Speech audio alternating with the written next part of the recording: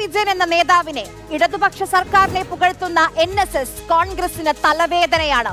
ഒരു സമുദായ സംഘടനയ്ക്ക് എന്ത് തീരുമാനവും എടുക്കാമെന്ന VD സതീശൻ പറഞ്ഞാലും കോൺഗ്രസിന് NSSനെ കൂടെ നിർത്തിയേ പറ്റൂ.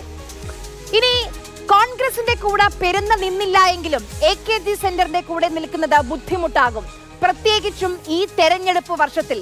അതുകൊണ്ടാണ് അത്രയും ശ്രദ്ധിച്ചുള്ള പ്രതികരണം.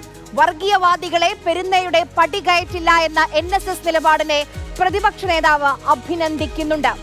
ശബരിമലയിൽ അയ്യപ്പ സംഗമത്തിന് സർക്കാർ വർഗീയ പരാമർശങ്ങൾ നടത്തുന്നവരെയും വേദിയിൽ കൊണ്ടുവന്നിരുത്തിയെന്ന് പ്രതിപക്ഷ നേതാവ് പറയുന്നു. ഇതാണ് ഇന്നത്തെ പ്രൈം സ്റ്റോറി. VD സതീശൻ പറയുന്ന ആ വർഗീയവാദി ആരാണ്? അദ്ദേഹം വർഗീയതയ്ക്കെതിരായ നിലപാട് എല്ലാ കാലത്തും എടുത്തിട്ടുണ്ട്. NSS ജനറൽ സെക്രട്ടറി വർഗീയവാദികളെ NSSന്റെ അടിച്ചതിൻ്റെ അകത്തേക്ക് അദ്ദേഹം കയറ്റാൻ ഇതുവരെ സമ്മതിച്ചിട്ടില്ല. അതൊരു ഉറച്ച നിലപാടാണ്. ആ ഉറച്ച നിലപാട് അദ്ദേഹം സ്വീകരിച്ചതിന് ഞങ്ങൾ അഭിനന്ദിച്ചിട്ടുണ്ട്. പിന്നെ വിദ്വേഷം പ്രസംഗം നടത്തിക്കൊണ്ടിരിക്കുന്ന ആളുകളെ ആനയിച്ച് ആ വേദിയിലേക്ക് കൊണ്ടുവന്നത് എന്ത് സന്ദേശമാണ് കൊടുക്കാൻ ആഗ്രഹിക്കുന്നത്? ഇന്ത്യയിലെ ഏക കമ്മ്യൂണിസ്റ്റ് സർക്കാർ കേരളത്തിൽ മുഖ്യമന്ത്രി പിണറായി വിജയൻ. ആ പിണറായിയെ അയ്യപ്പ ഭക്തൻ എന്ന് ആവർത്തിച്ചു വിളിക്കുന്ന വെള്ളാപ്പള്ളി ആയിരിക്കുമോ VD സതീശൻ പറഞ്ഞ വർഗീയവാദി? മത്തായി ചാക്കോ ക്രൈസ്തവ സഭാ രീതി അനുസരിച്ച് അന്ത്യകൂദാശ ഏറ്റുവാങ്ങിയെന്ന് പറഞ്ഞതിന് ബിഷപ്പിനെ നികൃഷ്ട ജീവി എന്ന് വിളിച്ച പിണറായി ഇതുവരെ വെള്ളാപ്പള്ളിയെ തിരുത്തിയിട്ടില്ല. ഈ പറഞ്ഞ ആദർശത്തിന് വേണ്ടി പണ്ടെല്ലാം ഇങ്ങനെ നിരീശ്വരത്വം പറയുമെങ്കിലും അയ്യപ്പനെ കാണാൻ വരുന്ന 90% മാർക്സിസ്റ്റ് കമ്മ്യൂണിസ്റ്റുകാരല്ലേ. അപ്പം പണ്ട് നന്നൊക്കെ പറഞ്ഞെങ്കിലും അതൊന്നും പോയില്ല. പിണറായി തന്നെ 2 പ്രാവശ്യം ഇവിടെ വന്നിട്ടില്ല. പിന്നെ ഭക്തരെല്ലാം വരാതിരിക്കുക. ഇവർക്കെല്ലാം മനസ്സഭക്തിയാണെന്ന്. ഇപ്പം തന്നെ അയ്യപ്പനല്ലേ പുള്ളി ഹൃദയം കൊണ്ട് സ്വീകരിച്ചത് ഇന്ന്. അപ്പോൾ ഭക്തരെല്ലാം ഇരിക്കാതെ വേണ്ടെന്ന് പറഞ്ഞാൽ പേടിച്ചില്ലേ? സന്തോഷമായിട്ട്. എന്തുകൊണ്ടായിരിക്കും വെള്ളാപ്പള്ളിയെ സതീശൻ വർഗീയവാദി എന്ന് വിളിക്കുന്നത്? വെള്ളാപ്പള്ളിയുടെ മലപ്പുറം പ്രസംഗമായിരിക്കുമോ അതിനുള്ള കാരണം? ഇന്ത്യക്ക് സ്വാതന്ത്ര്യം കിട്ടി ഇത്ര നാളായിട്ട് പോലും സ്വാതന്ത്ര്യത്തിൻ്റെ ഗുണഫലങ്ങളുടെ ഒരംശം പോലും ഈ പിന്നോക്ക വിഭാഗങ്ങൾക്ക് മലപ്പുറത്ത് ലഭിച്ചിട്ടുണ്ടോ?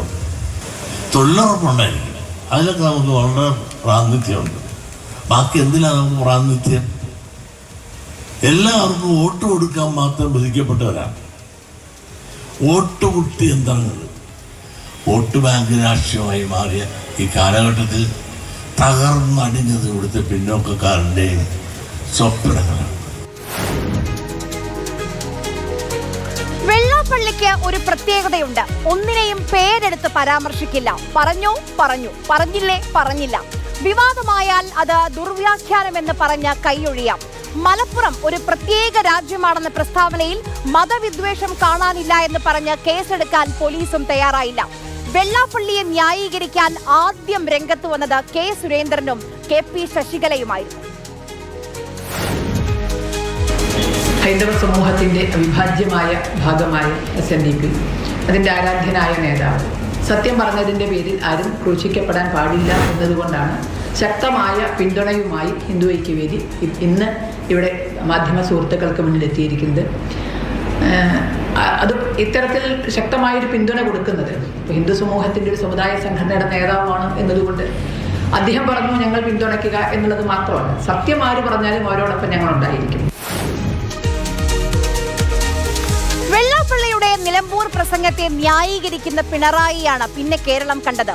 10 വർഷം മുൻപുള്ള പിണറായി ആ പ്രസംഗം ന്യായീകരിക്കുമോ? ഇല്ല എന്ന് കണ്ണടച്ച് എനിക്കും നിങ്ങൾക്കും പറയാൻ പറ്റും. VS അച്യുതാനന്ദൻ ഇന്നുണ്ടായിരുന്നുവെങ്കിൽ എന്ത് പറയുമായിരുന്നു? വെള്ളാപ്പള്ളിയുടെ ആ പ്രസംഗത്തെ തള്ളിപ്പറഞ്ഞ ഏക ഇടത് നേതാവ് അത് എന്റെ അറിവിൽ M സ്വരാജാണ്. LDFിൽ നിന്ന് ഈഴവ വോട്ടുകൾ ചോരുന്നത് മറികടക്കാനുള്ള രാഷ്ട്രീയ കൗശലമായിരിക്കും ഒരു പക്ഷേ. ചില ഇടത് അനുഭാവികളെങ്കിലും പിണറായിയുടെ 2015 ഫേസ്ബുക്ക് പോസ്റ്റ് കുത്തിപ്പൊക്കുന്നുണ്ട്.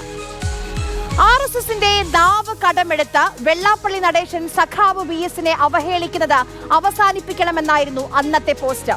ചില തിരിഞ്ഞുനോട്ടങ്ങൾ അത് കാലത്തിന്റെ കാവ്യനീതിയാണ്.